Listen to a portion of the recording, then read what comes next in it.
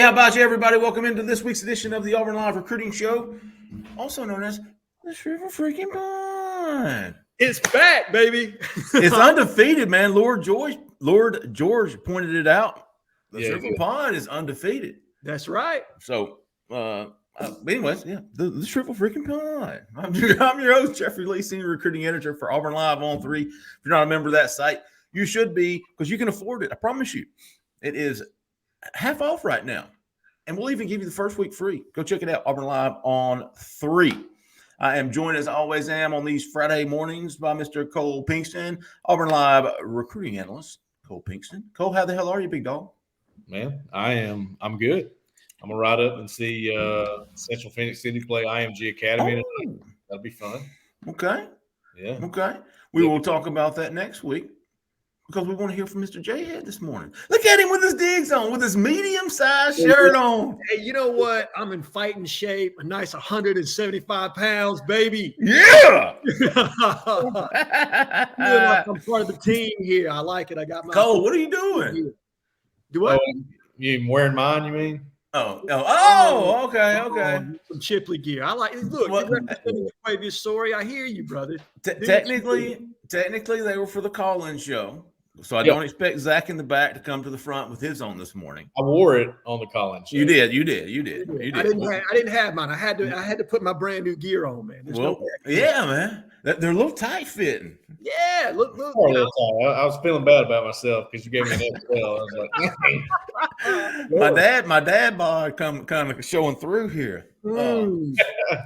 All thanks to Miss Jessica Andrews from eXp Realty, the best realtor, in my opinion, in the Auburn market. If you're looking for a home, looking for your new house, your dream house, your forever home in Auburn, Opelika, the Lee County, give Jessica a call, 334-704-4442.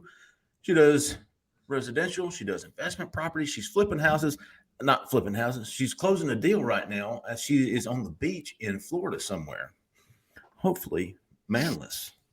Anyway, give Jessica a call with eXp Realty, 334-704-4442. Tell her we sent you. Tell her you might even get a Auburn Live on 3 digs. Maybe. Maybe. Well, let me tell you something, folks. It's Friday. It's September the 23rd, and Auburn is 2-1. Although they're 2-1. There you go. They're 2-1. You say it. They're 2-1. I had a huge recruiting weekend. We're gonna hit recruiting real quick. And listen, I'm about done with the Penn State game. As you should. I'm done with it. We've talked about it all week. We talked about it on the recruiting show. We talked about it on the podcast. And, we've done it. It's Friday. It's time to move on. It's time to look ahead. There was a big recruiting weekend last weekend. Mixed reviews from recruits. Oddly enough, there were some positives in there. Next weekend against LSU is going to be another huge weekend. It's 6 o'clock under the lights at Jordan-Hare with LSU coming to town in October, because I think it will be October, right? October 1st? Yes. Yep. Going to be a raucous crowd, or you would presumably a raucous crowd. This weekend, as far as recruiting goes, fellas, more I labeled it the calm between two storms.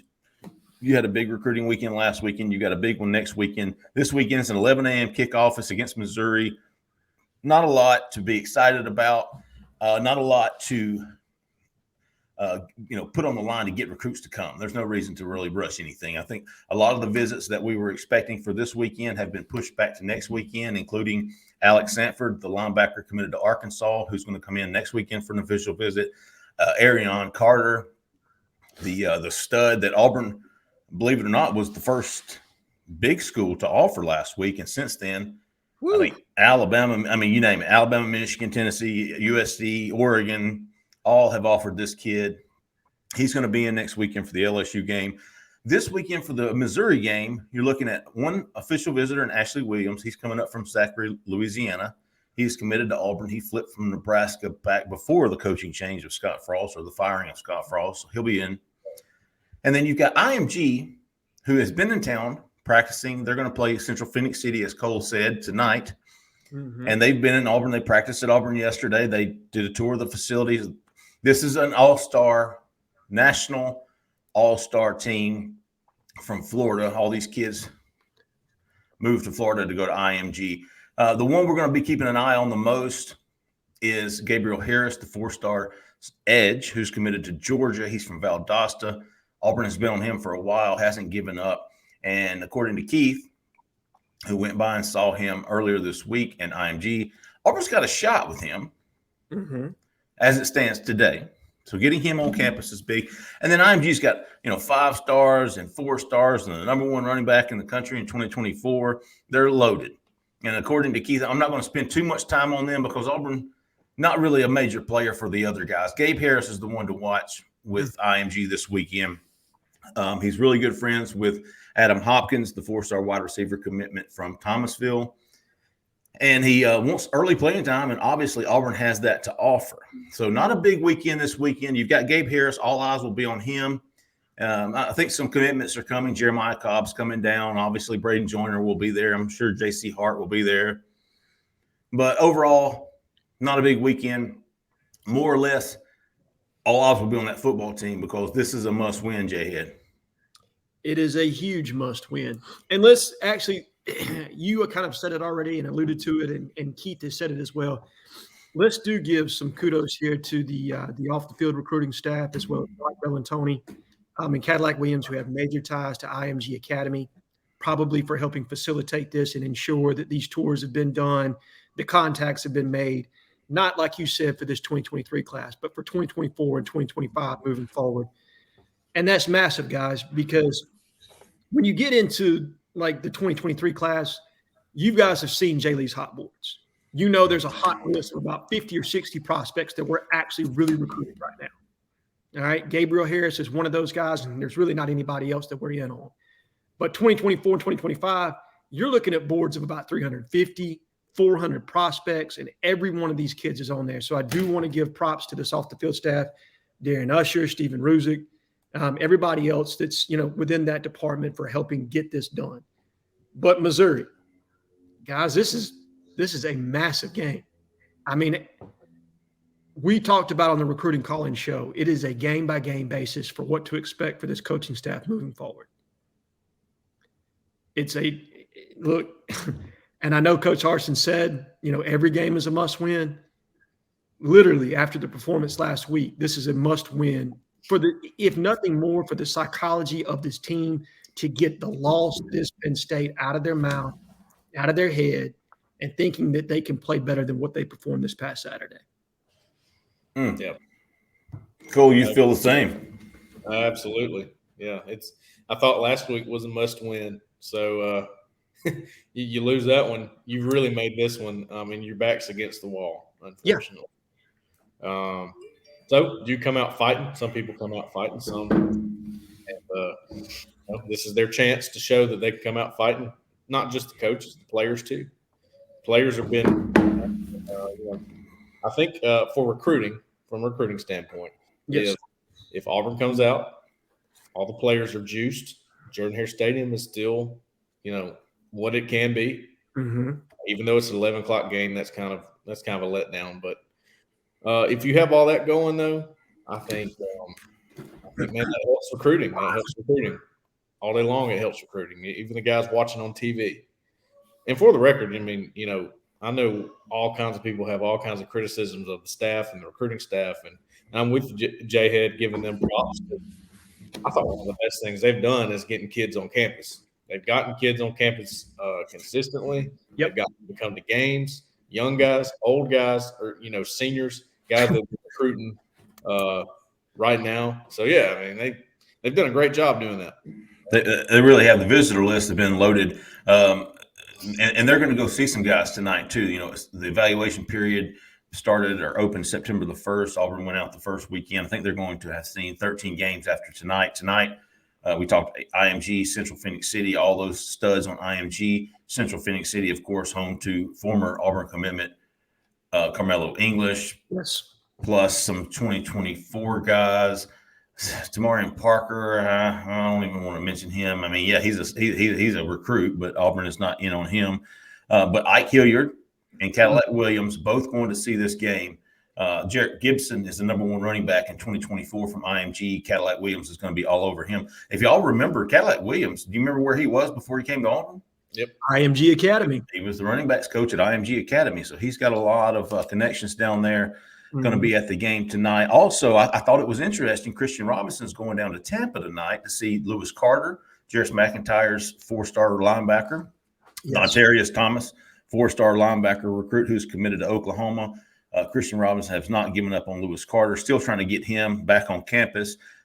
And I would be surprised if he didn't. But I thought the second game that Christian's going to see is even more interesting. He's going to see Carroll Wood Day, which is home to Clay Wheaton. How about that? How about you? Going to see Clay Wheaton, which Clay Wheaton, as we covered back in the summer, was all about some Auburn. We're not sure that Auburn made a serious push serious push for him. He ended up committing to Michigan State. He's such an awesome kid. He was like, man, I'm committed. It's not right for me to visit Auburn. So he canceled his visit to Auburn that was previously scheduled. Auburn's going to check in on him again tonight, which I thought was interesting. Also, a couple of new names, at least for me. Jimmy Brumbaugh is going to see Stephen Johnson from Whitewater in LaGrange, Georgia. Stephen Johnson is a defensive lineman who's committed to Arkansas, I believe. Yes. And the linebacker, they have a linebacker, Raul McGuire. I think I'm pronouncing that right, who's committed to Miami. Yeah, that's correct. And he's originally from the Broward County area, I believe. Yeah. He was South Florida guy, right? Yes, initially. When I first started covering his recruitment, he was a South Florida guy, and I wasn't surprised that he was committed to Miami. Now, when I look it up from LaGrange, I'm going, wait a minute, that doesn't add up. No. But Stephen Johnson is a new name for the defensive line board. Jimmy Brumbaugh is going to look at him tonight.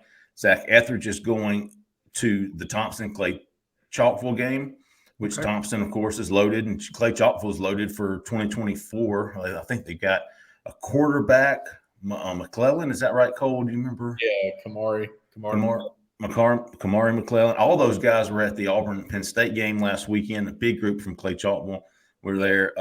Tony Mitchell, of course, came to San Jose State, and I think it's penciled in right now to come back for an official visit for the A&M game, maybe. I don't know if that'll happen. And, flipping the 5-star kid from Birmingham area from Alabama, we all know this is going to be extremely tough. Yes. But Zach's got him at least on the hook. And if he's visiting, then he's somebody to certainly watch. So you've got C-Rob going to see Lewis Carter, Clay Wheaton, Zach going to see Thompson and Clay Chalkville, Brumbaugh going to see Stephen Johnson, Raul McGuire, and then Ike and Carnell going to see IMG at Central. And so a pretty big weekend, not when it comes to recruiting, but the football game obviously is very important. Coaches going back on the road, obviously important. IMG being on campus, obviously important. So some things some newsworthy items, we should say. And then also, let's don't forget about the basketball guy, LeBaron Philon. Yeah, the stud, top 30 overall recruit in the 2024 class, the number 1 player from Alabama. He's been to Auburn several times before. He is a lefty from Baker, I believe. He is. In Mobile, Jhead's area. Yeah, my part of the country. So he'll be in for an official visit. Auburn has had stud after stud. Last weekend, they had the number 5 point guard, the number 7 center, the number 1 power forward, the number 5 power forward, all in Auburn for visits. 3 of those were official visits, and then Jaden Williams was an unofficial visit. So LeBaron Philon coming back this weekend for an official visit. Auburn's very, very high on him. The 2024 class for Auburn basketball is going to be phenomenal. I'm very much looking forward to covering that class. Yes.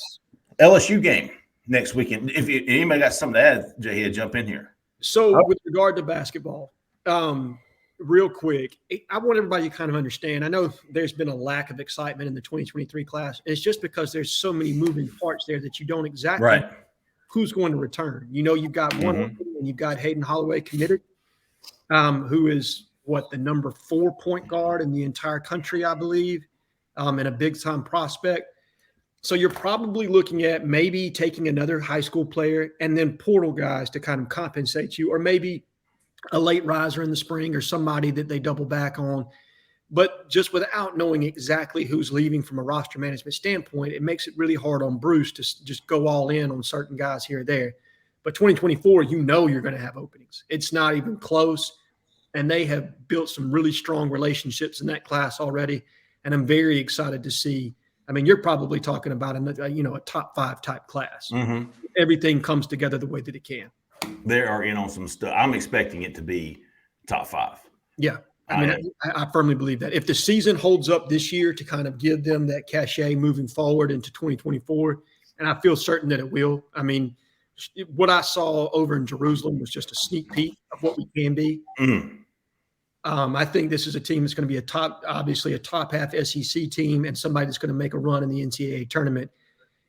And if you're making continuous postseason progress, your recruiting is going to be there. You know what I mean? Especially when you have a head coach like Bruce that puts the emphasis on the recruiting the way that he does. Yeah. You know what I mean? When the intensity matches the proof of concept on the court, you're going to be able to recruit at a high level each and every year. Jay Phillips, our basketball analyst for Auburn Live on 3, does a fantastic job. He retweeted something yesterday. Was a remarkable feat, unbelievable for Auburn. Mm-hmm. In the past 5 NBA drafts, according to Jay, Auburn is tied for the 2nd most draft picks from the SEC and the 4th most overall from the last 5 draft picks. Auburn has had 6 guys drafted in the past 5 drafts. Yes. Only behind Kentucky in the SEC. Wow. Which had 17. But Auburn, 2nd most in the SEC. Tennessee got 6 too. Alabama has had 5. Auburn has had more draft picks in the last 5 drafts than freaking North Carolina. Correct. Yeah. Correct. That is wild. Well, all right. So 2 things there. One, Auburn went about what, Jeffrey, 16 years there without having an NBA draft pick. So didn't even pay attention. Yeah. You know what I mean? I think, did Marquise even get drafted, or was he a free agent that signed with Dallas? I can't even remember. I think Jamison Brewer is the last guy to get drafted, and that would have been circa 2001. Damn, really? Jamison Brewer, was that long ago? I believe Jamison Brewer. Marquise went undrafted. Yeah, Marquise went undrafted. I believe Jamison Brewer is the last person to get drafted from Auburn until Bruce's tenure. Okay. Unbelievable. Unbelievable. And now the progress that he's made from the time that he's come on until this point, guys, that's a flat out miracle. Okay. It shows, you know what I mean, that when you hire a high level coach, and regardless of whatever your sport is, and a guy that is a proven commodity, that is a high level recruiter, that things can and will change if they're supported properly. And Bruce has done that. He's completely changed the atmosphere and the way Auburn basketball is viewed, not only by fans, but by, NBA talent scouts, general managers, anybody that's involved. And that bleeds over into your recruiting and how prospects see you. Jhead, I got a question for you. Shoot. And I'm jumping in here where obviously I'm not the basketball guy. Okay. And it's crazy to me, but it's good. It's a good thing that there's so much intrigue with basketball recruiting during football season at Auburn. That seemed like something that would never be possible. Cole, when I was in school at Auburn, I can tell you for a fact, and I worked with the basketball team underneath Cliff, that, listen, it is night and day from where Bruce has his program. Even when Cliff had it, and that was coming off, of a Sweet 16 run. Yeah. You know what I mean? It's crazy. But go ahead with your question. Yeah, well, my question is, obviously Auburn's had basketball success in the past, but nobody's ever followed basketball recruiting and every little detail about basketball like they are now with Bruce. I know Bruce is his own entity, and he brings most of that. How much does Auburn help him with that, do you think? How much does Auburn play a factor in that? In other words, obviously he did it at Tennessee, but he was still able to come in here and do the exact same thing at Auburn. So I think having the proven success that he did at Tennessee was a transferable thing that it gave him instant credibility with a lot of AAU coaches and high school coaches, and him being able to say, I've put guys in the league. Being able to have the resume that he had walking into got him into doors. Now, what Auburn has done to support him afterwards having an arena like Auburn Arena, the financial support that they've given him specifically here recently, the recruiting budget, being able to hire the assistant coaches that he wanted to hire, that he trusted to make solid evaluations. Because it wasn't like everybody was a 5-star when they first came in. Okay, there were some really, really good evals. Jared Harper was a 3-star nobody that Tony Jones saw and said, we got to have this kid. Yeah. And obviously Tony, left after the first year, but made a solid eval. He went on to Peach Jam and, became a sensation. Bryce Brown, another fantastic eval. But getting probably Mustafa Heron, it was that first domino. When that one hit, it caught everybody's attention. And then it was proof of concept of putting a winning concept on the floor and pressing the gas in recruiting so that talent level never dropped off.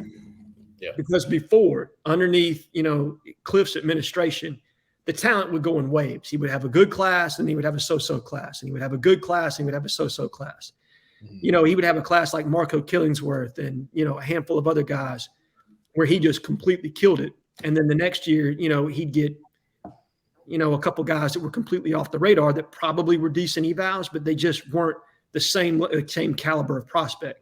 Bruce is going out there every year and continuously churning, grinding, finding guys that are transferable. So it's a combination of the two. You have to have support. And you have to have the facilities that Auburn has provided, Bruce. At the same time, you have to have, you having the cachet and the history that he had leading and the pedigree leading in that he did into Auburn helped him get his foot in the door initially. Yeah, that was obviously a big deal with him. Major deal. I don't mean to just change the subject, but I wanted to comment on Steven Johnson, Jeffrey. Yeah. The defensive lineman that's committed to Arkansas that Jimmy Brumbaugh's going to see. He camped at Auburn this summer, and I think it was me and maybe Jason Caldwell were looking at him going, my gosh, that guy looks like Derek Brown or something. I mean, he just the way he's built. Okay. Sure. Not how he's playing or anything. Right. 6'4", 315, 320, not a whole lot of terrible weight on him. So, I mean, this is just a guy that has that look. And I remember maybe it was Jimmy or somebody else that was giving him attention. And I've kind of kept a line of communication with Steven. And he's been wanting to hear from Auburn a lot. So that's an interesting deal to me. From right down the road in LaGrange. Yep. He's committed to Arkansas. You got to think that's beneficial, at least proximity to home for Auburn, should they decide to make a move on him. Of course, the other Arkansas commitment that's going to be visiting Auburn next weekend, Alex Sanford, the linebacker from Oxford, Mississippi. Cole, you went and saw him as well. You think Auburn got him a good shot there? I do, yeah. I think they got a good shot. Alex is, well-spoken guy. He'll kind of tell you what he's thinking. He's not afraid to tell you, and he's very, very interested by Auburn in general. Just the prowess of Auburn and the linebackers, and he looks up to Owen Papo. He thinks Owen Papo's a guy that has really made his mark on the program, and when he's being compared to a guy like Owen Papo, in the sense that, hey, you're going to play this position. This is what we want you to do. This is your role. He goes, now that's cool. So that's something that he's also, for those that don't know, his head coach over at Oxford High School is Chris Cutcliffe, who is David Cutcliffe's son. Fun. And thought he was cool too. Talked to him for a while. But yeah, I just had a good experience over there with Alex and meeting him and Coach Cutcliffe, and they got a well-run program over there, and he's going to be a good player in college, I think, whether he goes to Auburn or Arkansas. But Auburn's got his attention, there is no doubt. And he's got Auburn, wrote last week, I think, or maybe earlier this week, that Marcelius Pulliam, we were watching these two guys for that middle linebacker spot. Auburn went and evaluated Marcelius Pulliam. Wasn't as high on him after the game as they were before the game. I think he slid down the board. I think Alex Sanford is the guy to watch at middle linebacker. He's going to visit Arkansas this weekend and then come to Auburn next weekend. So that'll be somebody to definitely keep an eye on in the coming days. And then Jhead, the new guy, on Friday, or a week ago, Auburn offered Arion Carter, who was a nobody, was an NR committed to Memphis. Yes. And Auburn offered him on Friday. And then after that, what has happened?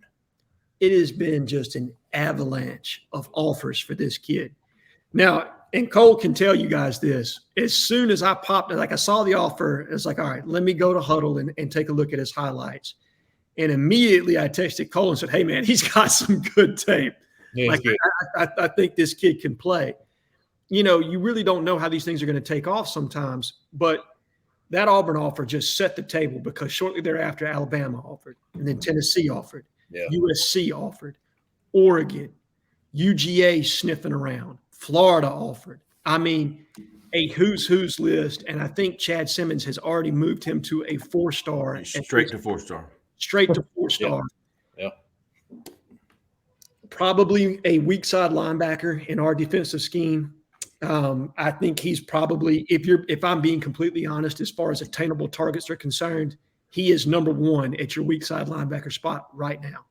Yeah. Getting him on campus next weekend for the LSU game and the atmosphere that there should be there. If we win this week, you know what I mean, the atmosphere that can be set for LSU coming to town could really be advantageous for us in this recruitment. But it's going to be a tough one, guys. I mean, look, when you're going against the who's list that just offered, it's not going to be an easy recruitment, but definitely a solid eval by Christian Robinson, and great to get in there first. And look, Christian's doing a good job. I know that he has 0 on the board right now, and it's the pedigree that is Auburn that's got, him in the door.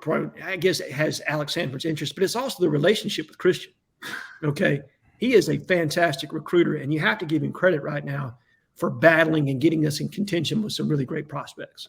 Yeah, absolutely. He's done a good job staying with everybody. And you also have Jhead Osbury, who's still on the line. I mean, he's listening. Obviously, his brother's there, and that helps a lot, but that's another guy too. So there's just a couple of guys there where he's not giving up on them, and they don't seem to be, moving on either. They want to at least hear him out, and that's a good sign. With everything that goes on with Auburn's program right now. So I agree. And if you've ever met Christian or even heard, this dude is as genuinely nice as they come. Unbelievable. Unbelievable fella.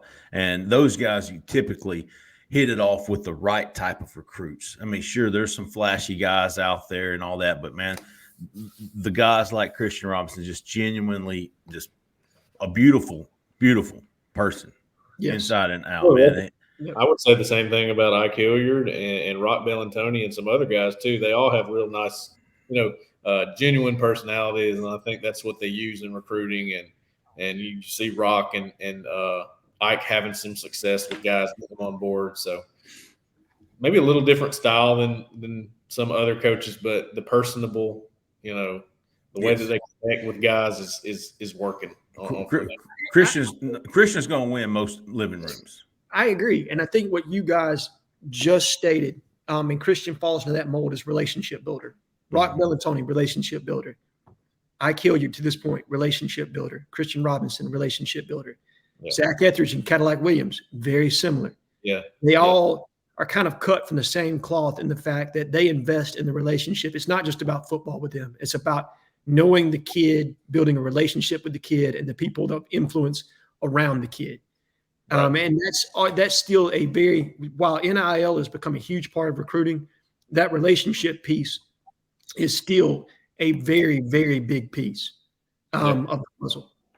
And, sticking with that, another guy coming in next weekend, we saw Sam Spiegelman on 3. Sam Spiegelman write a story about Tadarius Collins, who's developed a very good relationship with Trevon Reed, off-field staffer for Auburn, who's done a fantastic job of recruiting the state of Louisiana for Auburn, at least behind the scenes.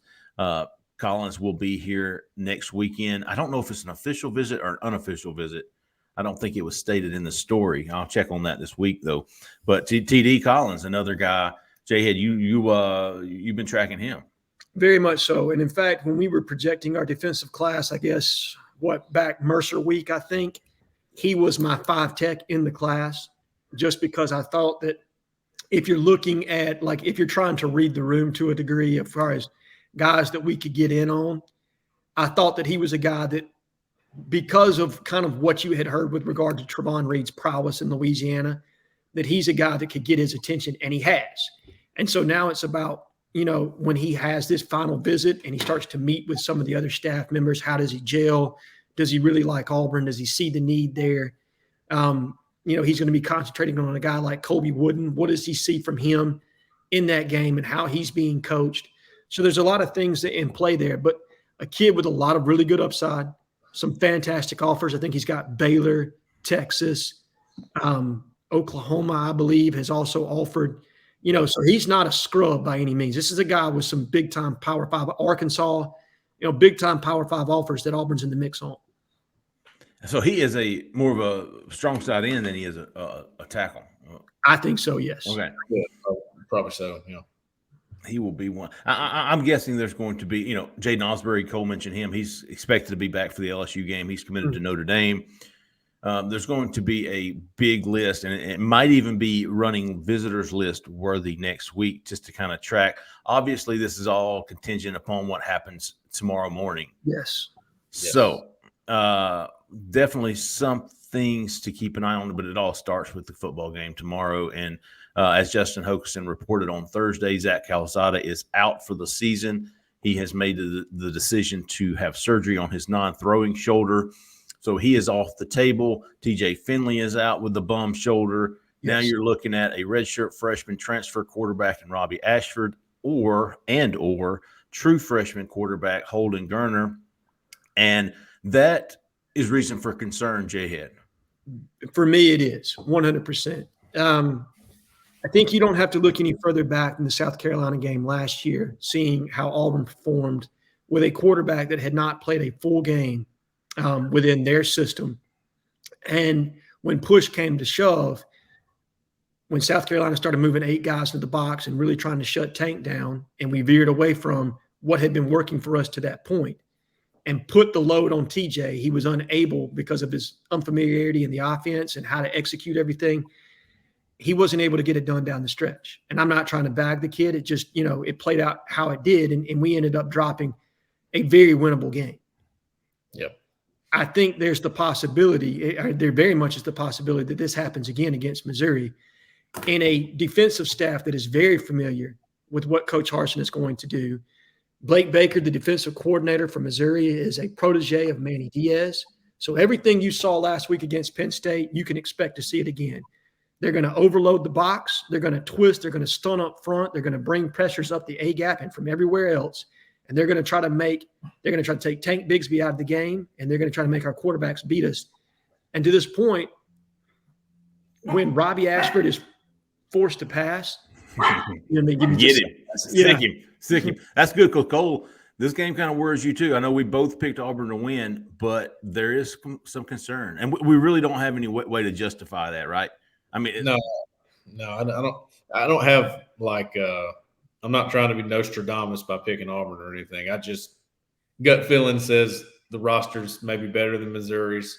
That may outlast. I think the players want to prove, hey, individually, hey, we're not that bad. Okay, we're better than that.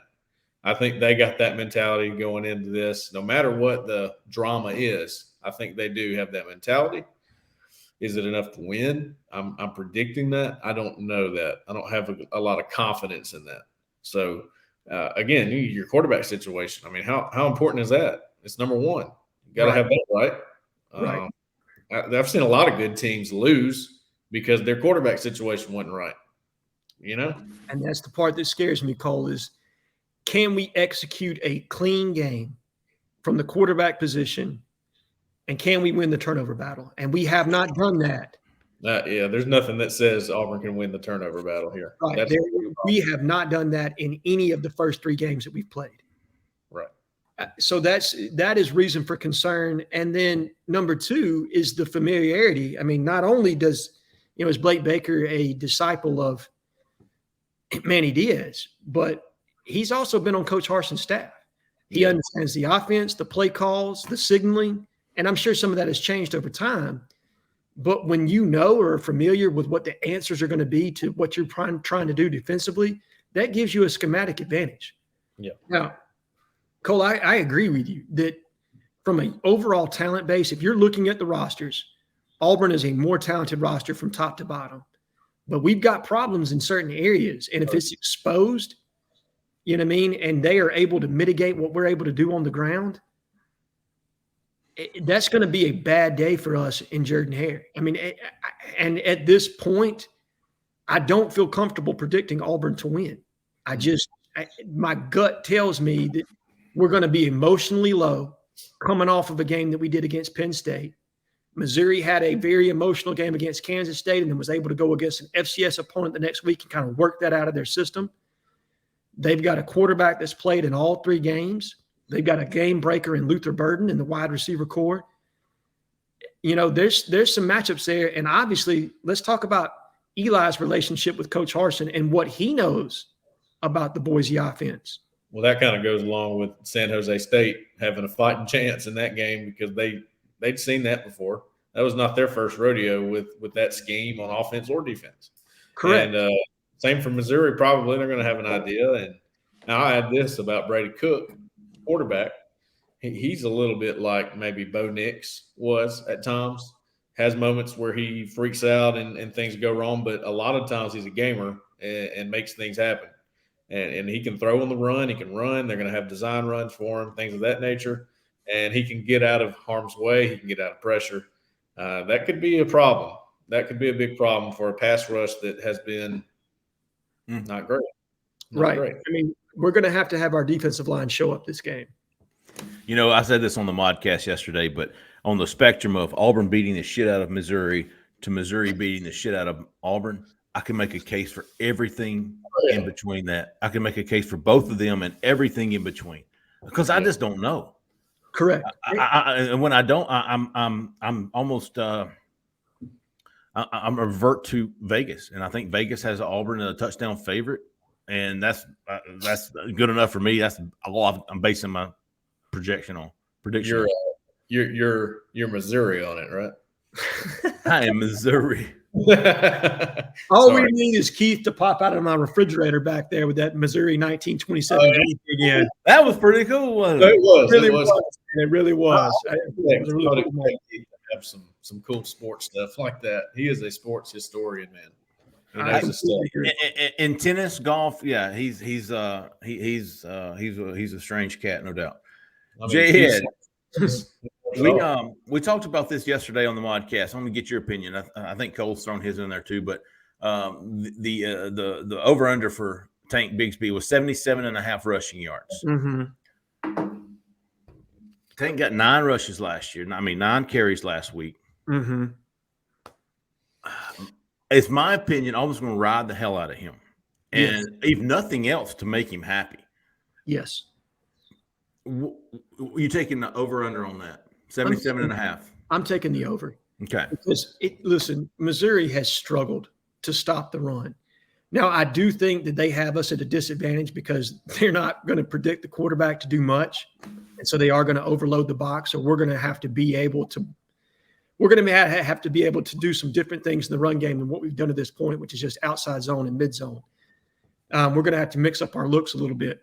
But my expectation is for Tank Bigsby to probably get somewhere to 90 to 100 yards in the running game this week and a touchdown. I think they're going to ride him for 20-plus carries. I think in general, they're going to ride the run game and probably try to play to Robbie's strong suit with a lot of read option, a lot of quarterback option, some orbit motion, different things to stretch the defense to a degree. And take advantage of what it is that we do well. But to do that, when you're playing an overloaded box, the offensive line is going to have to play well. They're going to have to knock guys off, the line of scrimmage, and backs are going to have to be able to read the zone game. I mean, this is not a week where we can miss reads. They're going to have to press the hole and hit it in the right spot because if they don't, you know what I mean? It's going to be a long day, guys. That's how I see it too. But Cole made a good point yesterday where I think Cole's got Robbie Ashford being the leading rusher. I could see that happening too. It's that spectrum again, anywhere between, I just don't know, but I could definitely see Robbie Ashford running that read option. To me, he's more of a big play guy than Tank is with his speed. The reason I go with him, Jeffrey, is because I just know they're going to be – I'm with Jhead on it's a real opportunity Auburn could lose this game. And if that's the case and they get down, they are not an offense built to come from behind at all. I don't even think, the coaching staff would argue with that. They don't want to be behind. They're not built for it. It's not the way they operate. They're a slow tempo. We're going to huddle. We're going to, bleed the play clock, try to keep in front of the change kind of deal. Yes. So with Robbie Ashford in there, if you do get behind, you're going to have to press a little bit, and he's going to be in passing situations. And that's kind of what you want to avoid. But if he is, like I said in the scouting report or in the how Auburn should attack, he's going to want to run. And I don't blame him. I think his better choice, whether I'm going to try to fit it in a window or I should find a way to get out of here, is find a way to get out of here and run. I think that's what he's going to do a lot of times, and I think he could be the leading rusher because of it. And I don't have 100% confidence that they'll use Tank the way that we all think they should. And that's just me being honest about that. So they didn't last week. No, they didn't. And the thing that scares me about Robbie is his inability to read underneath coverage, and I think he's going to see a lot of zone this week because of that. Yeah, I don't think they're going to let him break the pocket in man-to-man. You know what I mean? Because obviously that can be 6 very quickly if you play man against a guy with Robbie's skill set. Zone blitzes, Jhead. Yeah, I agree. I think they're going to dial it up from different areas, with the zone, with a back, maybe even a too high look, just to keep the top on the coverage and everything in front of them. Yep. And a spy on the quarterback to a degree. I think they're going to try to make Robbie as uncomfortable as he possibly can be. And while I am very high on Holden Gertner, I mean extremely high, he has never taken a college snap. And if he were our best option, don't you think he would have started by now? Like, I know you don't want to ruin a kid, but when push came to shove and Bo Nix was a freshman, Gus played him because he was the best option. Yeah. If Holden were better right now at knowing the offense and executing throws, he would have played over TJ. So that scares the shit out of me, guys. I mean, I'm completely honest with you. Yeah. No, I'm with you. Although I would like to see him in that action. I don't know if it's the best circumstance for him to be able to prove what he can do. But, I'm curious to see what he could do under the fire there. And I hope people would understand, this is not a great look at what Holden Gertner could be at Auburn. Yeah, right. Absolutely. Good point, Cole. That's exactly right. No matter what happens Saturday or whenever he comes in, that's a great point. And to be honest with you, I'm actually relieved and a little bit excited that there's no TJ Finley. There's no Zach Calzada. I'm serious. There's no excuses. Nobody can say put in Calzada or why are we – you got 2 quarterbacks, dude, in my opinion, who have the most upside without Calzada being in there. I'm kind of excited and curious to see what these kids can do. I don't have a lot of confidence in Robbie Ashford throwing the football. I don't have a lot of confidence in his consistency. No. And so part of me wants to see Holden Gertner understanding and knowing that what I see is not the finished product. Yeah, it is the mere beginning of this kid. I want to see potential. I want to see his potential. And if we were playing, if Gertner was 4 games in and he was seeing Missouri, I would be licking my chops because he would just completely and utterly probably excel in this game. But it's his first game. And I think they're going to throw a ton of different things at him to confuse him with how they're, rotating the safeties in the back end and everything else. From a blitz or, shifting front standpoint, anything, anything they can do that's going to say, look, you've never seen this, you know what I mean, at the college level. Yeah. We're going to try to confuse you. So that's what scares me about it. It's not what his overall skill set is or what his potential can be. It's that it's his first game against, and it's not against, Mercer. This is against a P5 opponent and a P5 opponent in the SEC. They're not without talent. No, they struggle, but they're not without talent. And they had a pretty just from me watching their game, I noticed a lot of the guys they had out there making plays are guys they picked up in the portal. Yeah. Mm-hmm. They had some success there and rebuilt a little bit, and they may be on the rise. I mean, look, they didn't look good against Kansas State, but They're trying to come together as a team. Maybe Eli Drinkwitz gets them. That's what worries you. But let me say this too, real quick. I just want to add this before we get off the topic, and I know we need to move on. But I like to give credit where credit's due. I know we've talked about a lot of the bad things that happened, but they had over 400 yards of offense. Who's they? Auburn. Okay. Sorry, yeah, I should have clarified. Against Penn State. Over 400 yards of offense last week. They had the first 3 drives of the game all went for 9, 10, and 12 plays and sustained and had a chance to put points on the board. Of course, turnovers got you. You ended up putting 3 on the board twice in those 2 drives. Something was working, okay? Something was working. It was. And early on, they were running the football. They were able to run the football. They were doing it. I think, personally, and I've been critical of it before about Tank Bigsby's ability to, stay disciplined within the zone schemes. I think he's getting a lot better with that. I think what the film he's putting out there right now of running these zone runs is much better for his NFL draftability. And I'll also give credit to TJ Finley because I think he has improved greatly from where he was in that South Carolina game that you were talking about, Jhead. I completely agree. And look, in those first 3 drives you mentioned, what's the common denominator? TJ hit or converted on 3rd and long in a lot of those. No shit, yeah. He did. I mean? Now, look, he made mistakes in that game and mistakes that cost us. But Robbie put him in positions, or the staff put him in positions that were extremely difficult to execute, and he performed. You said it right the first time. Yeah. It goes hand in hand. It's not all on Robbie, yes. Right. You know what I mean? Like, look, it was the staff's decision to yank him and play Robbie for 2 plays and then put TJ in on a 3rd and 15. Yeah. You know what I mean? That doesn't allow for very much of a flow of the offense. Yeah. So that's what scares me is if we get in 3rd and 15 with Robbie, what's he going to do? Because you don't have the safety net there of TJ now to bail you out. Yeah. Right. So in and of itself, and I agree, Cole, look, we moved the football. We were, we stayed within our offense.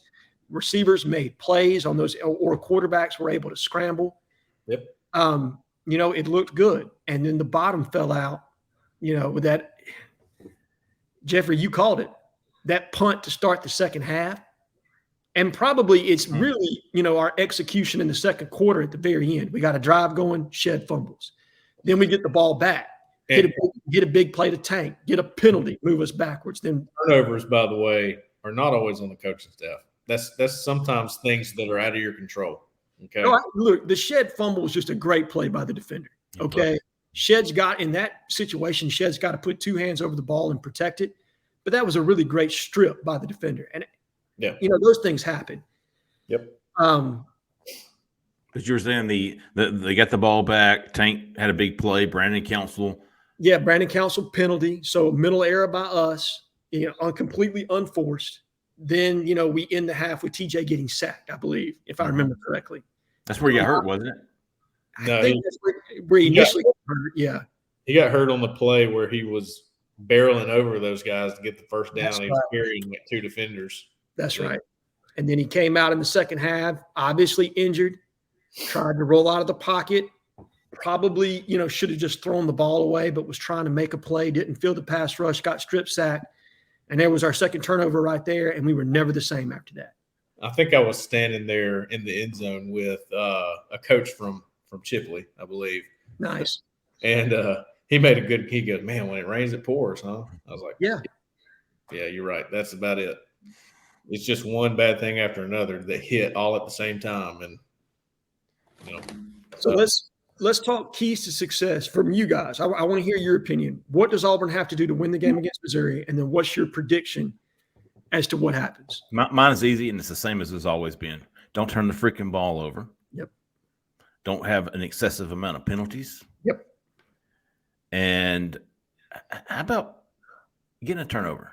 I'm telling you, man, turnovers and penalties for me. It's turnovers and penalties for me.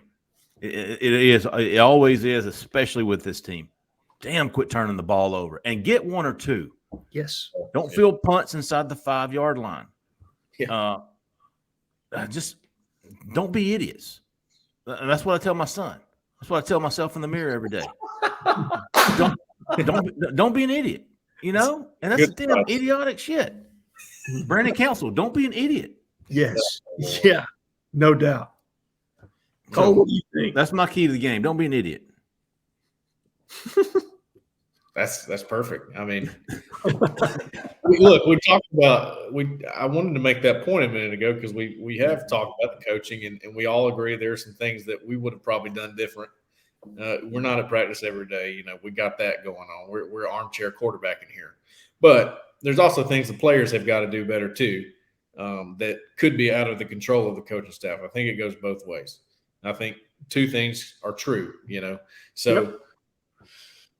I think, I put it in my articles this week. I think Robbie Ashford needs to take off and run when he sees an opening. I think the term I used on that was if you see an opening, tear into it. Don't wait. Don't hesitate. Don't overthink it. You got legs. You don't have you're not a great passer. If you're the guy in this entire game, use your legs and try to beat them that way. They'll try to stop it, and that'll open other things up. Okay, I think that's number one. I think number two on defense, I think your linebackers, I think your eyes have got to improve. Linebackers and D-line, front seven, you got to stand up and you can't. You just got to be. You got to have more energy throughout the whole game. I think energy was the problem. I don't think scheme or anything was the problem every time. I think it was where you at. Where are we at right now? It's not like they ran 60-something plays. They didn't gash you, you know? So, to me, those are two things. Play with more energy, have a little bit more pride about it. And I think Rob Pate said that in his amazing article this morning, if y'all hadn't seen it. Yeah. So, I think Robbie's got a chance to really lead something here if he uses his legs. That's me. Yeah, both. What you got? Let me start with this. Both former players, Rob and Ben Leard, have been phenomenal this week in some of their responses and critiques of the team. Let me start with that. But to win this game, it's the same recipe as last week. Number one, like you said, clean game from the quarterbacks. Do not turn the ball over. Execute what's in front of you. Take the check down if that's what you've got. Just make sure that it is continuous progress. And at a minimum, throw the ball away when there's not a play to be made. Throw it to your mama, yes. Do not turn the ball over. And row 17. Yeah. Number two, control the line of scrimmage, both offensively and defensively. In this game, we've got to be able to run the football, and we got to be able to stop the run. Last week, we got eaten up by two different run concepts in duo, and like I said, that backside zone cutback run. Linebackers have to play downhill and fill gaps in this game. The defensive line has got to hold up. You know what I mean? Whether we're spilling it, wrong arming it, whatever we're going to do, you know what I mean? You know, and if we're two-gapping at times, linebackers have to come up and stick their nose in a guard and take that on and feel, and you know what I mean? And fit the run. I mean, we just did not do that in the second half last week. We did not fit the run at all. And some of that, like Cole, you said, was our eyes got us in trouble. We over pursued. Some of that was we got hung up in trash. It didn't look good. So seeing that cleaned up would be a major improvement. Yep. And last but not least, and you guys talked about it, win the turnover battle. Mm-hmm.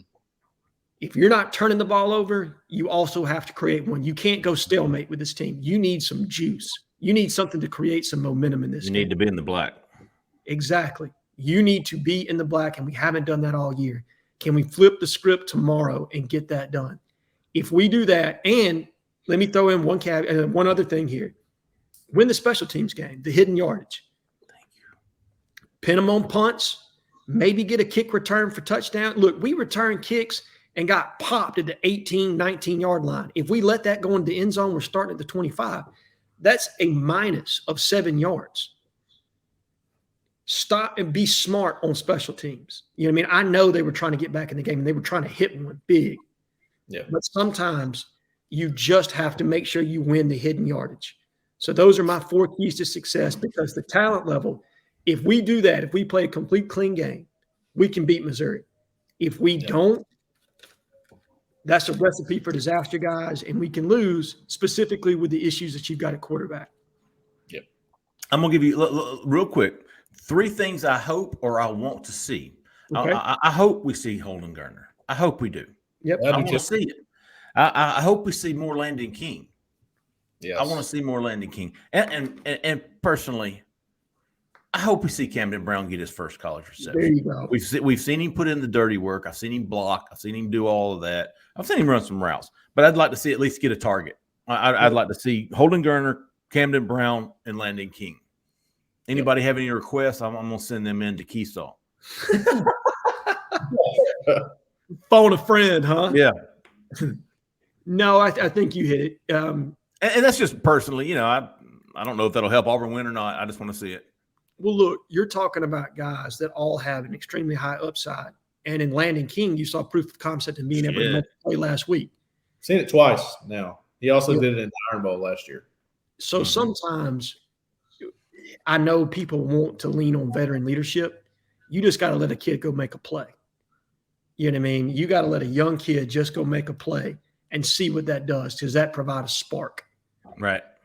I give Malcolm Johnson some credit too. He made 2 tight catches. One of them was, I didn't know he caught it. I thought it was incomplete and a rifle throw from Ashford, and he was the guy to me in fall camp that was making all those catches, and I was going, where is he at? Look, I think man, more. the receiver core. Look, Ike has improved the receiver core. Now, where the 4 was from last season, I mean, we that's a story for a different day. But as far as guys being able to catch the football, guys being able to create separation, this team has improved in that aspect of things. Yeah. All right. Let's get some how about yous, and then we will start the weekend. I've got a few. Anybody got any, Jhead? How about you? I mean, listen, it was few and far between this week. Yeah, I mean, and look, understandably so. There's just a lot of frustration. I don't blame the fan base on that. So I'm going to give no how about yous and no dingleberries this week. I hear you. Push from that standpoint. Cole? I do not. I'm going to go with him. Actually, I'm going to go with Jhead because he's been calling in and doing some good stuff there. So I'll go with Jhead. Okay. I'm going to give a big how about you to LG, Lord George, a very good poster and caller. He requested and brought it to my attention. Actually, he was on the modcast, but he was wrong. The modcast has never been the Shrivel Pod, but he was the one who said the Shrivel Pod. He said we have been playing bad since it did not become the Shrivel Pod one. So there you go, LG. Baby. The Shrivel Pod is back. The Shrivel freaking Pod. I got War Eagle J5. How about you, the War Eagle J5? How about you, the War Eagle 2223? He somebody asked, has anything been going on this week? And Keith had posted about the guy in Arkansas like bit somebody's nose off. Come to find out, he was the CEO of Beyond Meats. big vegan guy got arrested for biting somebody's nose off. I thought that was hilarious. Yeah. Like Nick Cannon. That's hilarious. How about you, the Yabo? How about you to Jones RJ? How about you to Against the Spread? And a big how about you to BBP for bringing it to our attention again this morning, or maybe it was late last night. That the biggest how about you of the week goes to Buck 1988, who is undergoing surgery this morning to remove a cancerous tumor. And we will be praying and thinking about Buck 1988. Buck, get well, big dog. Whoop that cancer's ass and report back to us ASAP, man. We will definitely be thinking and praying for you, man. And thank you, BBP, for bringing that up again this morning to remind us all how valuable life can be and how a lot of the times football is not a big part of it. So, well, anything else, fellas? I think we've covered it all. We're going to make it a point that we will not mention Penn State anymore after this telecast ends. We will move on. We will be talking about Missouri hopefully next week, and the LSU game coming to town, or the LSU Tigers coming to town. For great show, man. We appreciate everybody listening. If you haven't, please like and subscribe to our YouTube channel. You're watching it right now. Just go down there and click subscribe to the Auburn Live YouTube channel. We got daily free content coming out all week long with Inside the 20, with the call-in show, with a modcast. What am I forgetting? Oh, Keith's 4 Down Territory. We've got free content coming all the time. And if you hit that notifications, you'll get a notification when new videos pop up or uploaded. Hey, big how about you to Zach McKinnell there in the back, man. We appreciate you, Zach. Awesome producer. We really appreciate that. Again, if you're not a member to Auburn Live on 3, go check us out. We've got a 50% off promotion going right now. First week is free. You can't beat it. Like a cute puppy. There you go. There you go. Hey, we appreciate, again, thanks, man. We appreciate everybody. For Cole Pinkston, for Jhead, for Zach in the back, I'm Jeffrey Lee. Y'all stay out of the left lane. See you.